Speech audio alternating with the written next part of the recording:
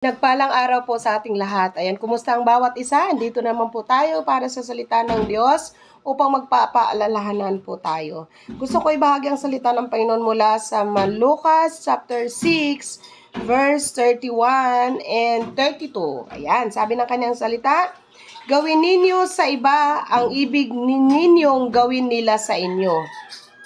Kung ang iibigin lamang ninyo ay ang mga umiibig sa inyo, ano pang gantimpala ang inyong hihintayin? Kahit ang mga makasalanan ay umiibig din sa mga umiibig sa kanila. Amen.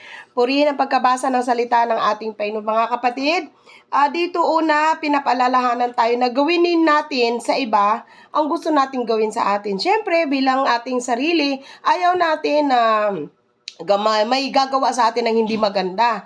Yung sisiraan tayo, yung mapagbintangan tayo.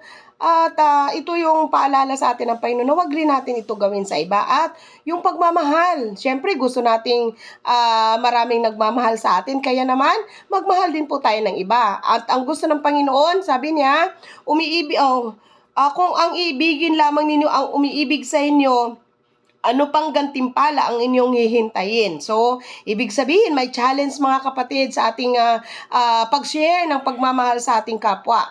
Kung ang atin daw iibigin ay yung mga nagmamahal lang sa atin, wala nang prizes, wala nang gantimpala. So, challenge, ibigin natin yung mga umaaway sa atin, ibigin natin yung mga ayaw sa atin. Magagawa lamang natin ito kung ating iisipin na yung utos sa atin ng ating Panginoon na ibigin natin ang ating kapwa gaya ng pag-ibig natin sa ating sarili. So, wala na sa ating puso't isip yung mga nagtatangi tayo, yung namimili tayo. So, lahat ng tao, lahat ng klase ng ugali ay ating mamahalin. Dahil ito ang gusto ng Panginoon para sa bawat isa sa atin. Amen? So, nawa naintindihan natin ang sinasabi ng salita ng Panginoon. Let us pray.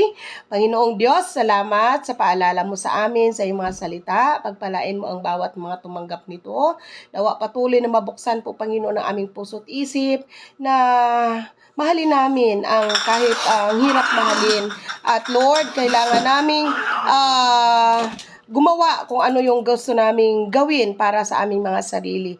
Pagpalain mo, Panginoon, ang bawat isa. Pagpalain mo ang iyong salita. Sa pangalan ni Jesus. Amen, amen. Ayan, so, God bless po sa ating lahat. Ingat at pagpalain tayo ng ating Diyos na buhay. God bless!